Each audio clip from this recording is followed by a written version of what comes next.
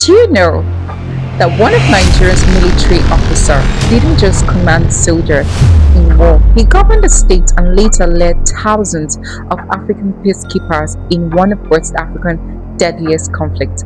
His name was Major General John Mark Ineienger. Long before the world spoke about African-led peacekeeping missions, Ineienger was already leading one. He proved that the greatest soldier are not only trained to fight wars, they also prepared to restore peace. Born on April 16, 1945 in Paducco, present-day Benue State, John Mark Ineienger came from a culturally diverse family. His father was T, while his mother hailed from Ogojo in Cross River State. From childhood, discipline, education, and service became the pillars upon which his life was built. He began his education at Nka Primary School before gaining admission into the prestigious Nigerian Military School, where many of Nigeria's finest military officers began their journey.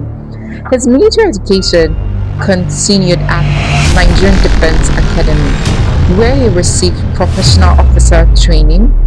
Determined to sharpen his strategic thinking, he later attended the Canadian Land Force Command and Staff College, expanding his military knowledge on an international scale. In 1967, he was commissioned into the Nigerian Army.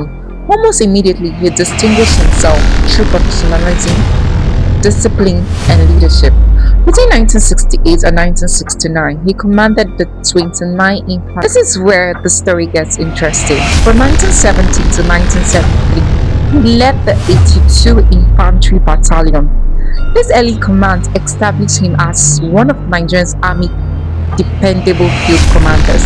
But Ineienger understood that a strong military is built not only on brave soldiers, but also known well-trained ones. Between 1975 and 1976, he became an instructor at the Nigerian Army School of Infantry, helping train the next generation of officers who would go to serve Nigeria. His career soon extended beyond Nigeria. From 1980 to 1981, he commanded a Nigerian battalion serving under the United Nations Interim Force in Lebanon. He was there he gained invaluable experience working alongside soldiers from different nations in complex. His success continued to earn him greater heights. Responsibility. Between 1984 and 1985, he commanded the 4 Mechanized Brigade, one of Nigerian Army's major combat formations. Later, from 1988 to 1989, he became commander of the Brigades of Guards, the elite military unit responsible for protecting Nigerians' head of state and critical national institutions. Such appointments were reserved for officers trusted with the nation's highest security responsibility. In 1985, following changes in Nigeria's military government, Ineienger was appointed military governor of Bendel State, a state that later became Edo and Delta State.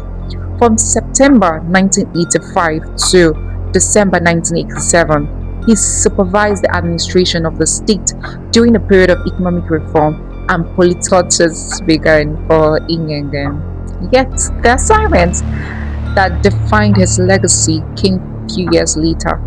The early 90s saw Liberia consumed by a brutal civil war. Communities were destroyed, thousands were displaced, violence threatened to destabilize the entire West African region. To prevent the conflict from spreading, West African nations created by ECOMOG, the Economic Community of West African States Monitoring Group.